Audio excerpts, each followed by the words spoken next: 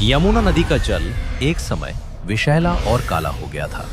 उसमें एक भयानक 5 फनों वाला नाग कालिए रहता था जो यमुना को दूषित कर रहा था। गायें और पक्षी भी उस जल से मरने लगे थे। सब गोकुलवासी डरते थे। एक दिन श्री कृष्ण अपने ग्वाल बाल साथियों के साथ यमुना किनारे गायें चरा रहे थे।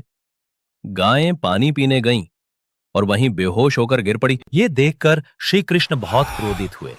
वे तुरंत एक ऊंचे पेड़ कदम्ब वृक्ष पर चढ़े और सीधे यमुना में कूद पड़े। जल में उतरते ही उनका सामना हुआ विषैले कालिया नाग से।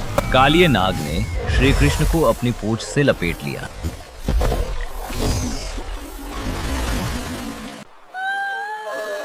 ग्वाल बाल और गांव वाले डर के मारे यमुना किनारे रोने लगे। यशोदा मैया भी दौड़ी चली आई। तुरंत तभी श्री कृष्ण ने अपनी शक्ति दिखाई। फुर्ती से नाग की पूंछ से निकलकर उसके फनों पर चढ़ गए और नृत्य करने लगे। नाग पुकारता, फन उठाता, कृष्ण एक से दूसरे फन पर नाचते रहे और कालिया की शक्ति टूटने लगी।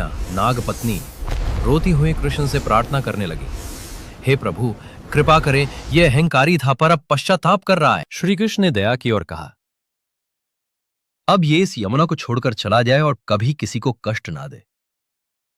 कालिया नाग श्री कृष्ण की जय बोलते हुए रामनक द्वीप चला गया। कृष्ण जब जल से बाहर आए, सबने उन्हें गले लगाया।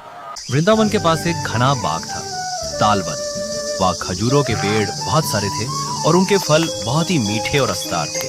परंतु उस बाग में कोई जाने की हिम्मत नहीं करता था, क्योंकि वहां का रक्षक था धेनुकासुर, एक बलशाली गधा राक्षस जो कंस का सेवक था। उसके झुंड के सारे गधे भी हिंसक थे।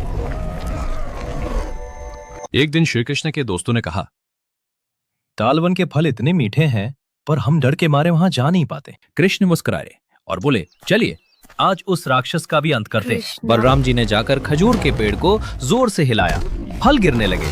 धेनुकासुर क्रोधित होकर दौड़ा और बलराम पर हमला कर दिया।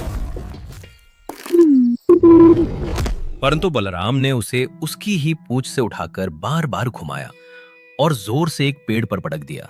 धेनुकासुर वही मर गया। अब तालवन राक्षस से मुक्त हो गया। सभी ग्वाल बालों ने खूब खजूर खाए। वृंदावन के लोग बहुत प्रसन्न हुए।